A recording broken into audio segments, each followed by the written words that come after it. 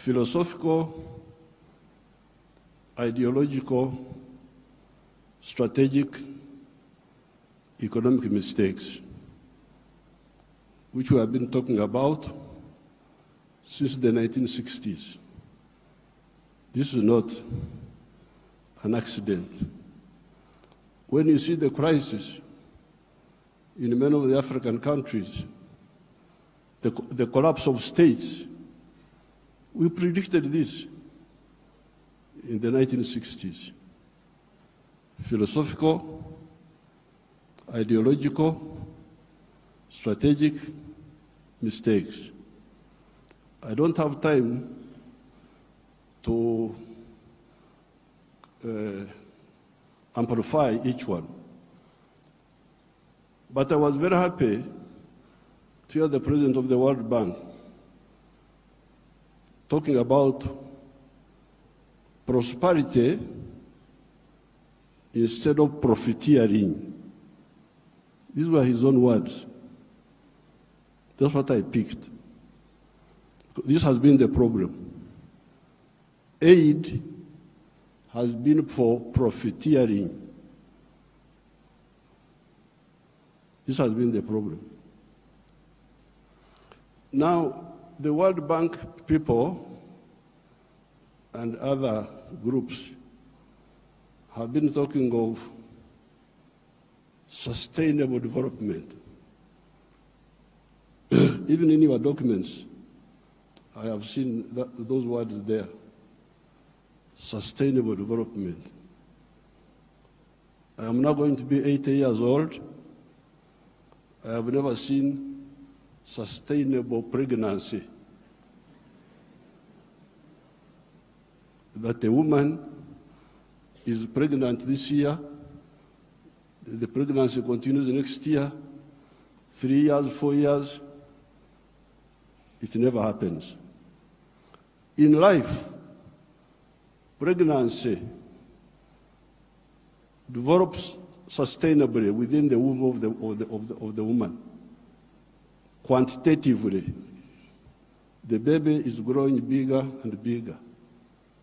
But at some stage, quantitative growth must be transformed into qualitative change. The pregnancy must become a baby. If the pregnancy remains pregnancy, the fetus will die. So therefore, I would even ask you to change those words in your documents. Africa does not need sustainable what? You could call it sustainable underdevelopment. Africa needs socio-economic transformation. The pregnancy must become a baby. The baby must grow and become a teenager. The teenager must grow. That's what happens in life. You cannot have quantitative growth and you think you are doing anything. The main reason why there is no growth is because the growth factors are not funded. They are not even understood. What are the growth factors? We now talk of private sector-led growth. Yes, but for the private sector to grow, what does it need? It needs low costs of production. Ministers of Finance, low costs of production. And what are the low costs of production? Number one, transport. You must have low transport costs. Where do low transport costs come from? From the railway. If you don't fund the railway, how will you get low transport costs? Wonderful people, Banco Mundial, IMF, all of these. Where will low cost of production come from if you don't have a railway? I have been here for the last 64 years. I've been watching as a student leader, as a freedom fighter, now as the leader of a country. How many railways have been constructed or funded in Africa? The few that have been was by China, the Tanzania Railway to Zambia, and recently China, another one here in Kenya, and then Tanzania on their own, they are building a railway line. So if you are talking of helping Africa, the railway, I don't want to be involved in any other words, no, please. The railway.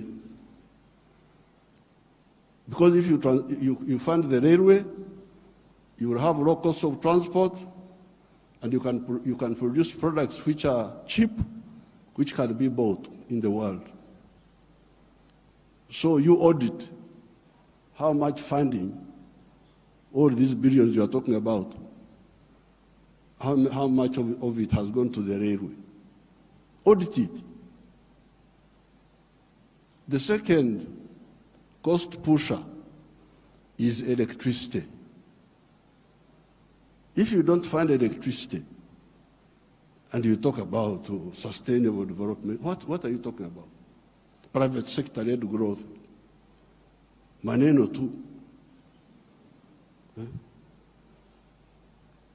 Electricity, we must have low-cost electricity, not exceeding 5 cents per kilowatt hour. That's what I insist on in Uganda. I'm tired of all these stories. Your colleagues who are back at foot down those stories. And Uganda is developing, and it will develop, because I don't entertain that nonsense anymore. Borrowing for what? Capacity building. Imagine seminars. They call you in a hotel, you eat chapati, you eat mandazi. They say that is capacity building. Capacity building should be on the ground, not just seminars. So, the second point, Excellency, is electricity. The third one, those people who talk about private sector-led growth, private sector-led growth. I have been trying to borrow money for our UDB, Uganda Development Bank, a bank which funds manufacturers. No, I don't get support for that. Instead, they want me to go, my people to go to commercial banks. But commercial banks cannot give, no, those commercial banks are to encourage imports. Because the only person who can borrow money and pay it back from a commercial bank is a trader who goes to China, goes to where, Dubai, brings products, sells them quickly, and pays back. So, if you are serious, I need to hear about the low-cost funding for manufacturing. Not for stories, not for what, no, manufacturing.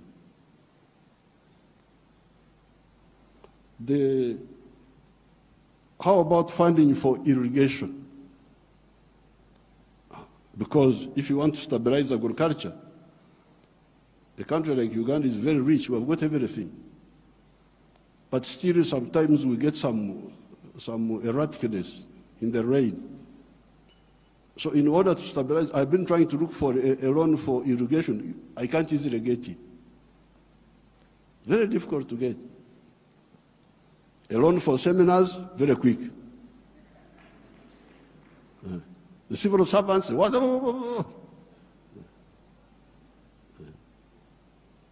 But a loan for irrigation, you don't see.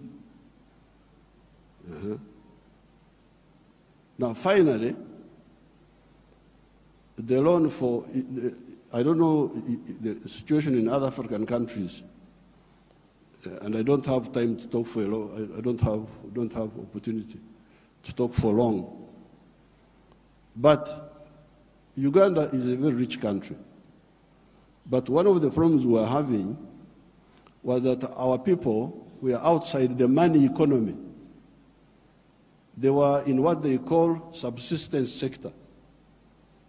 They just produce for eating, produce for eating, produce for eating. Wanashughulikia tumbo tu.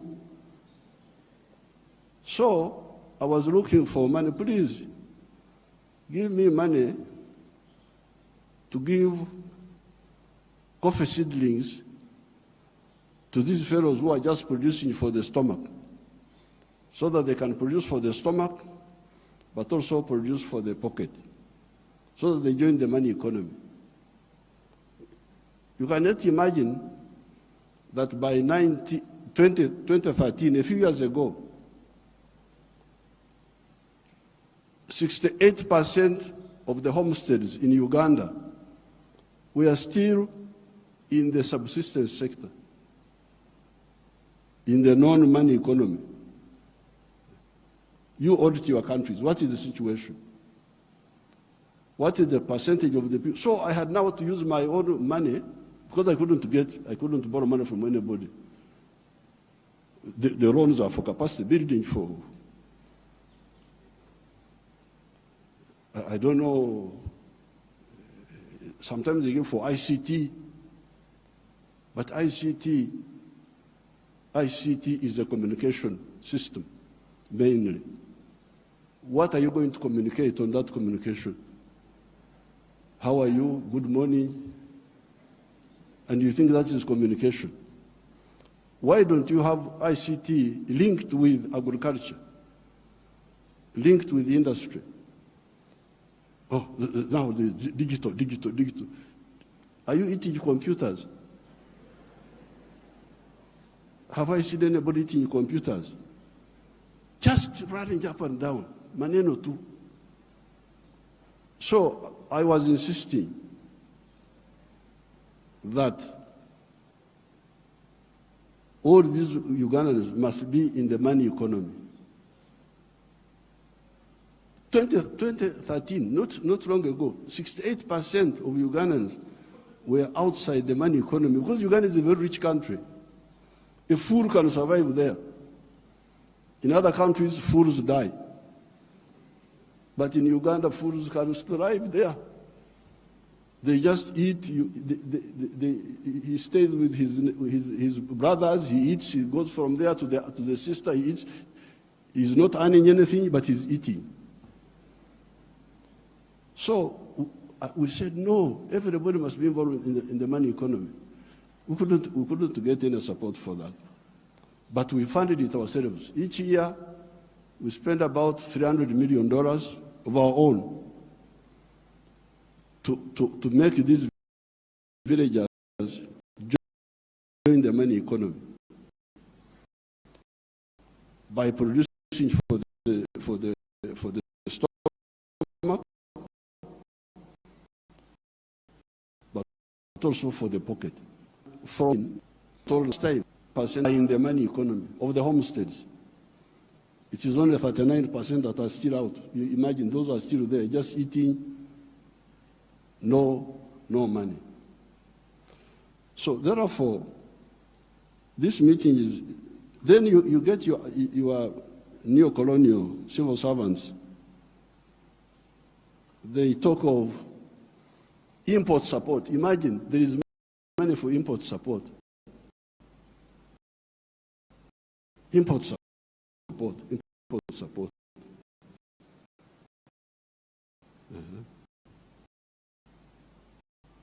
The governor writes to me, reports. Why don't you tell me about import substitution and export promotion? Instead you are telling me of import support. So money is available for to to become more dependent. So I'm very glad to hear what now finally, the cash, which we told our people about in the 1960s, we told them, part of the wars we fought in Uganda were to get rid of the neo-colonial groups which were there, which were stopping us from thinking. We had to get rid of them by force.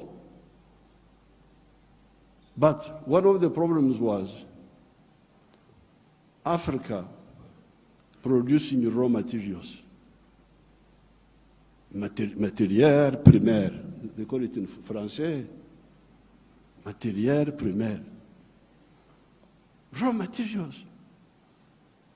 Imagine coffee. The global value of coffee is $460 billion. All the coffee producing countries of the world, Brazil, us, all this, we only get 25 billion of that. Out of the 460 billion, the coffee producing countries get 25 billion. And Africa gets only 2.5 billion. 900 million of that comes to Uganda because Uganda produces a lot of coffee. A country like Germany, which has no coffee, earns $65 billion from coffee. So, this I sell a kilo of coffee, good grade coffee, $2.5. Somebody in London will get $241 from that 1 kilo. Okay, there are other costs on the way. I don't want to, because he's the owner of a restaurant and so on. But coffee roasting, coffee grinding, coffee packing must happen here in Africa. It must happen at source. The shirt I'm putting on is Ugandan cotton. I don't put on foreign clothes.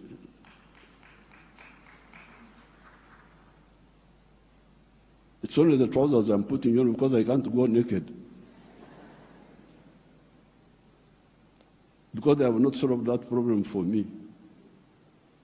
So, if you look at cotton, how many job levels are there? Job levels. You grow the cotton. Okay, that one we do. Those jobs we do. We gene the cotton. Kutoa mbegu, remove the seeds. That one we do here. And we end there. When you hear all these countries which have got crisis, Burkina Faso, I don't know what, Mali, all of them are cotton growing countries. But how much textiles are they producing? They're importing textiles, I don't know from where. So now if you end at level 2, gening, removing the seeds, then you take the pamba, you take the cotton, to cleverer people who are clever. Watu wenye akili wako huko. Sisi hapo tutajiita vipi? Kama mtu anakuzidi akili wewe unasema wewe nani? So they take the cotton, they spinning, more money, more jobs for their children. They weave, more money, more jobs for their children. They put the print, more money, more jobs for their children. I looked at the figures. Uganda consumes 276 million meters of textiles each year. And that wonderful country of yours spends $880 million on clothes. Some of them dead people's clothes from Europe.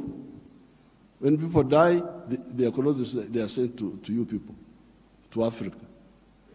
And we spend 800, all the money we earn from coffee goes back to bring dead people's clothes. But we have got one factory there called Nitil. It produces 25 million liters, million meters.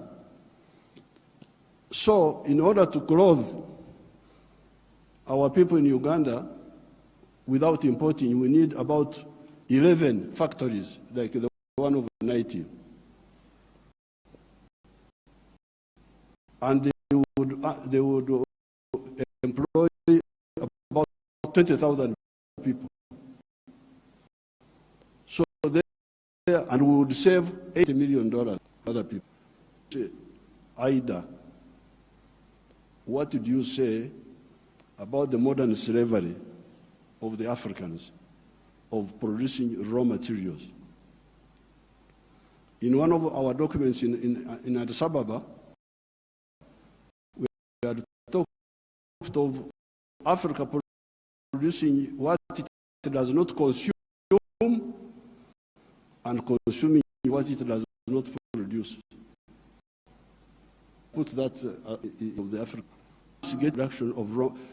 I banned the export of minerals from Uganda and process. I banned them. Piga marufuku. Then the agents were going in the corridors. What Mufaji? No mineral will come from Uganda if it's not processed. You wait until I go away. You can steal the minerals, but not now. I banned this export of unprocessed minerals in 2012. My young brother, His Excellency Ruto, I forgave him and gave him some little iron ore for, I think, 2 or 3 years, because I've got a lot of iron ore, one of the best in the world. I told him, His Excellency Ruto's man, Muhindi wa hapa Kenya, you come and build the steel factory in Uganda at the iron ore. Oh, I've already built in Mombasa. So I said, okay, because of my young friend, I give you some iron ore for 2 or 3 years. But come and put the factory here. Now you can imagine a Kiria what when my civil an Indian wanted to take that iron ore to India. Imagine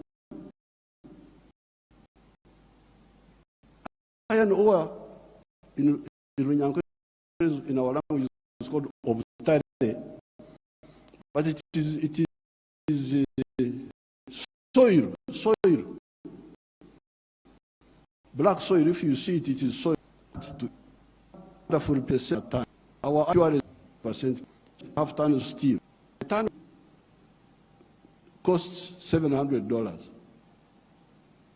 Somebody gives you $47 on your wealth, the wealth of your people, and he gets $700 from it. And all the jobs, your children have no jobs. Watoto wa Wahindi wanafanya wampata kazi.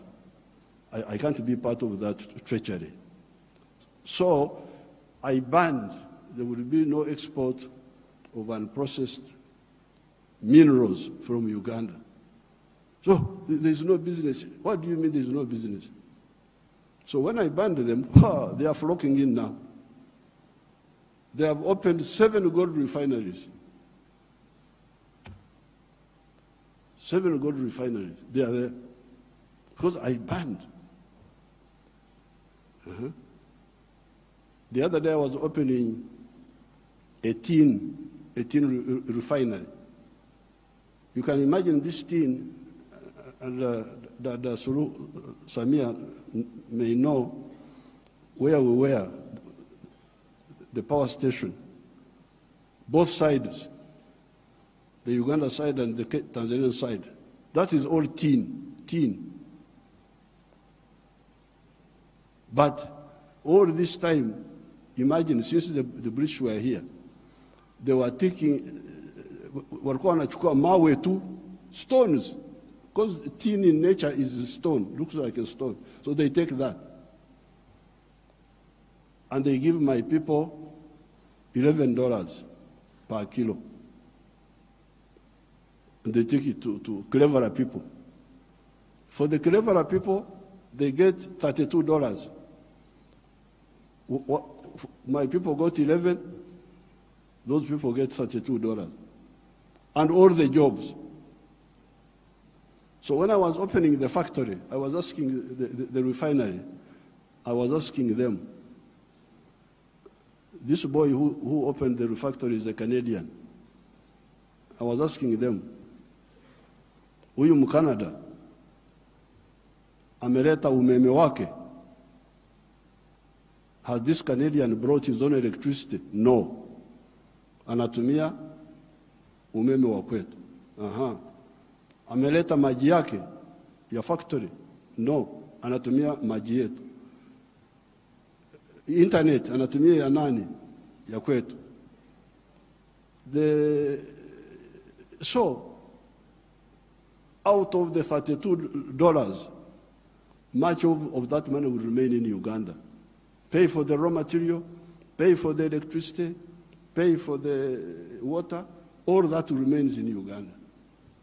So, what does, first of all, my African brothers and sisters say about this hemorrhage of Africa? Hemorrhage. Echikurukuto, we call it in Uganda. This hemorrhage must stop. The crisis you see in these countries is because of stagnation of the last 60 years since independence. The population is increasing, the economies are not increasing. What do you expect?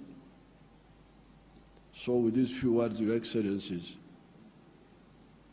what do I say? Merci beaucoup. Wow. Those were words from a wise man. I can tell that Museveni has lived enough, and his sentiments are much stronger than other people's values. And what he says is plainly the truth. It leaves me with a question that, you see, that there's a big gap. There is something is not really good, doing well, or something is amiss. Bridging that particular gap of being subsistence consumers, only subsistence producers, and we are not in this particular money economy. It is high time that kindly Africa needs really to embrace this one, and I don't know. And I find that there is too much talk in this particular case. I wish that the gentleman or the man would just say this: hey, Kenya, you've done your railway from this, and this is the number of kilometers that you've done. Now from there, let's prolong it in Uganda, and we cross the bridge across. We go to Rwanda, we go to Burundi, Ghana, all the way, and then we make that particular a network of these in Africa.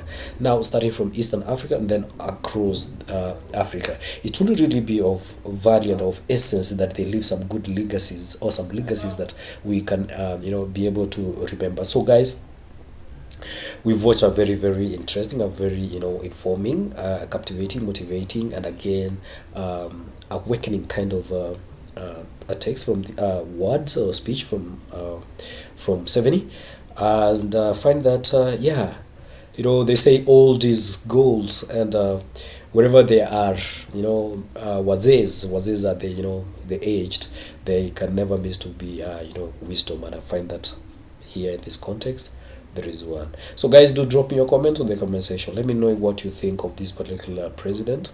Has he lived enough, and now his thoughts and sentiments are like washed out, they're fading, or he's still the guy that has the best interest of his people at heart, even up to this particular point in the moment. So do drop me your comment. Let me know what you think. Your suggestions there, they do me good. They make me also make also these guys YouTube to also recommend my videos. The more you give me that thumbs up and comment in the comment section. Adios, stay safe.